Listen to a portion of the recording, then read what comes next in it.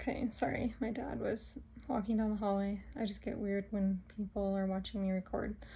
But anyways, during this time, I became very distrustful of doctors and any medication that was not necessary. Like my lupus medication, necessary. I have lupus. There's no cure for it. My hypothyroidism, you know, I gotta make sure that thing's in balance. Necessary.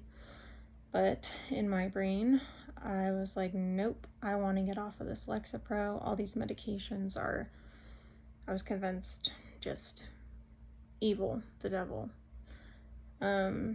So I literally spent all of my 2024 trying to get off of this medication.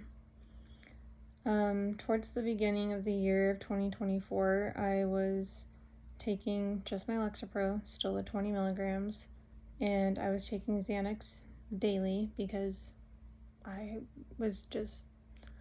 could not handle the anxiety. And then they did have me try clonidine to sleep. I only tried it a few times and I didn't notice any difference. But it was around the end of February when I was like, and I was on a very low dose Xanax. It was 0.025. Very, very small dose. And when I tell you, I would wait till like I was full-blown panic before I would take it, because I was like, no, like, I don't want to get dependent on this. Like, I thought, yeah, so I hardly ever took it. But it was February. Oh, and I was on buspirone too. So I was on Lexapro, buspirone, clonidine as needed, and then Xanax as needed. So it was like mid-February, I stopped, and I don't recommend that you do this. This is just what I did. I stopped taking the Xanax, cold turkey. Mind you, I had only been taking the Xanax maybe like a month and a half, a very low dose. So I stopped the Xanax, I stopped the clonidine, and I stopped the buspirone. And just was on my Lexapro.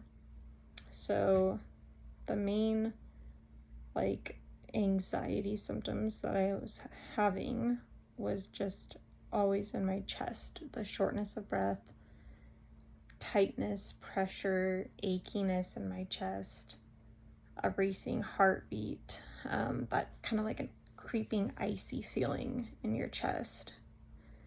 And I pretty much had that every single day. Some days it was worse than others, but it was always there.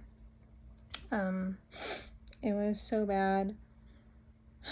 This whole thing that happened was so bad that that December I ended up having to quit my job because I was not sleeping.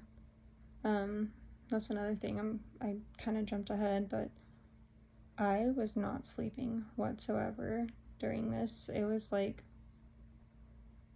horrible. I would stay awake until like 6 or 7 in the morning, and then I would finally fall asleep and sleep from like that time to like 2 o'clock in the afternoon. And that's how I was living my life. Like, I was not functioning.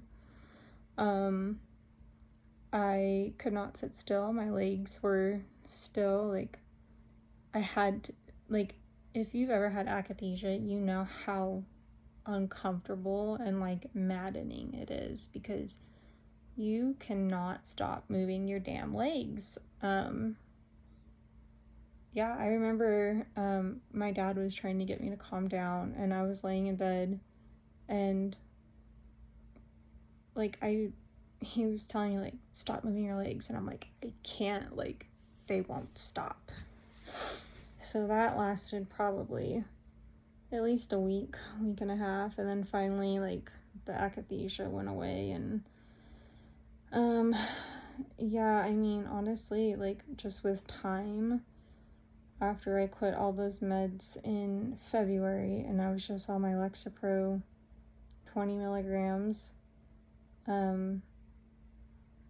just time kind of took over, and the symptoms were always there, but they would get better each day. Like, I wasn't having to take Xanax and whatnot. And then in May of last year, 2024, I was like, okay, I'm going to start tapering. So that's when I started from like the 20, and then I was like talking to my psychiatrist about it, and he was like, oh, well, you know, you could go down to like 15, then 10, then 5, and I'm like, no, we're gonna go even slower than that. So I would literally like shave the pills and try and go slower.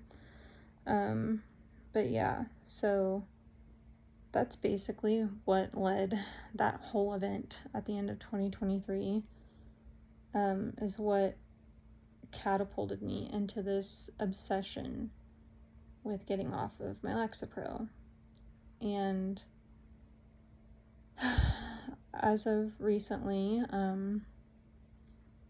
if you watched my previous video, I did get all the way down to 5 milliliters the beginning of this month. And then my body just went right back to that state of panic that I had experienced similar to December 2023. So I've been having to take Xanax pretty much every day. I had to go back up on my Lexapro. So right now I've been at 15 milligrams for a little over a week now. But I don't know, like I kind of, and I've been going to therapy, and I kind of just had this like epiphany, and I guess a breakthrough in a sense.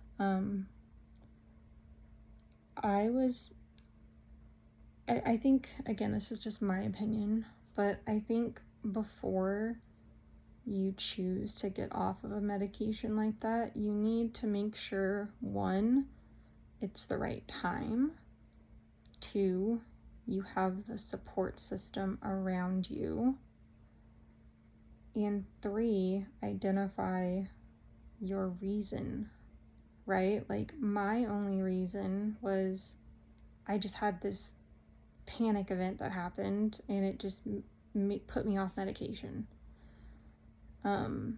When in reality, Lexapro had been working for me for so long, right? So that was like my only reason. And then I fell down this rabbit hole of like doomsday scrolling and watching everybody's videos talking about how terrible these medications are, and it just consumed me, and it was not good for me. So if you're doomsday scrolling, like, turn your phone off. It is not good for your mental health, and honestly, it will just make your anxiety so much worse. It made mine so much worse. But yeah, like, I think that's kind of the epiphany I had was during therapy. Like, I know one day I will get off of this medication. I know in my soul, in my heart, that I'm not going to be on this forever. But now it's just not my time to get off of it. And I think that's been like a really bitter pill to swallow. I kind of felt like a failure. Anytime that I would have to take a Xanax, I would feel like a failure. And I just felt all this pressure to get off of this medication. But I just realized, like, this is not the right time for me. I'm going to school, I'm raising a child, I'm working, I'm trying to get into, like, a radiology technician program. Like, if I'm having anxiety every day and I'm panicking, like, I'm not functioning and I need to be functioning. So, as hard as it is to accept it, I just have to accept the fact that right now is not the time for me to come off of this, and that's okay. It's okay if now is not the time to come off. And I think a lot of the times, like, we are so hard on ourselves, when in reality we need to give each other some grace. Like, you know, it's okay if, you know, you're having panic and you have to take the Xanax or the Ativan. Like, that's okay. That doesn't mean you're any less of a person. That doesn't mean that you're gonna get addicted. That doesn't mean that you're a bad person for having to take it. I believe that, you know, these medications, when used properly alongside therapy and, you know, your whole mindset, they can be beneficial. So that's kind of the update where I'm at. I am at 15 milligrams. I stubbornly did not want to go back up to 20 milligrams. I wanted to see if my body could adjust to the 15 milligrams and be okay. But yeah, that's kind of where I'm at. I've only been on my 15 milligrams for a little over a week. I know it's going to take my body at least 4 to 6 weeks to adjust. I do have a low dose prescription of Xanax that I've had to take. It is what it is. I only take it when I absolutely feel like I need it. Yesterday, I didn't take it at all until 8 o'clock at night because my anxiety was flaring up. I was uncomfortable throughout the day. Sometimes were worse than others, but I managed to push through. This morning, I've been uncomfortable. I won't lie. Like, what I'm feeling right now is just that chest achiness. I feel tired. I'm irritable. I have the chest pressure. I feel short of breath. And my head feels a little out of it. And I know it's my body's trying to, you know, adjust back to the Lexapro. But yeah, I'm no longer gonna hold myself to such high, terrible expectations, like time frames. You have to be off this medication by this amount of time. You know, like, I don't want that to be my journey with this.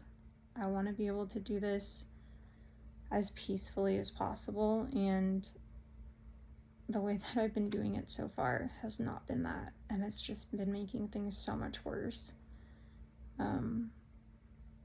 So yeah, that's my update. I'm gonna sit at 15 milligrams for like the next 4 months and just see how my body reacts, and if I have to stay on it longer, then that's okay. When the next time that I try to taper, I want to know that I'm in a good place to do it. I know I have the support. I know I have tools to help me, but the timing just wasn't right this time. And it's okay. So that's my update. Yeah, I hope anyone that watches this, you feel encouraged and not discouraged. I think it's important to celebrate the little wins. Like I was telling my therapist yesterday, every morning when I feel like crap and I have anxiety and I wake up and I get out of bed and I go to work, I go to school, you know, that's a win. And it's something that needs to be celebrated. So, all right, sorry, this one's kind of long. But yeah, that's the update. All right. I'll update you guys sooner or later.